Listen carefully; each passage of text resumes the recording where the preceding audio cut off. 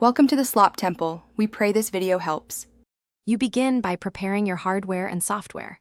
Connect the force feedback wheel, install official drivers, and update firmware. This ensures low-level compatibility. Once done, open Windows Game controller settings and calibrate center, rotation range, and dead zone so BeamNG can read inputs reliably.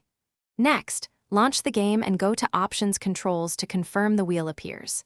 If it does not show, restart the PC and replug the wheel before proceeding to in-game binding. You now configure BeamNG's control mappings and force feedback parameters. In Controls, bind steering to the wheel axis and assign pedals to throttle, brake, and clutch.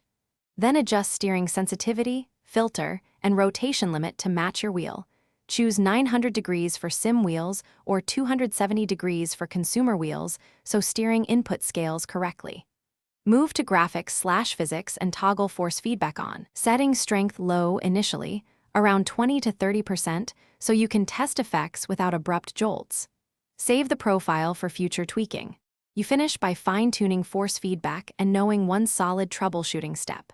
Drive several vehicles and gradually increase strength, damper, and road effect sliders until understeer and bumps feel natural. Small increments prevent clipping. If you experience jitter, drop the feedback update rate, increase smoothing, or enable linear damping in wheel settings.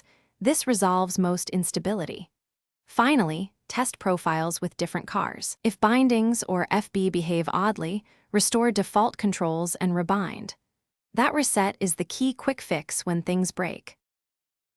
Thanks for watching. Consider subscribing if we helped you.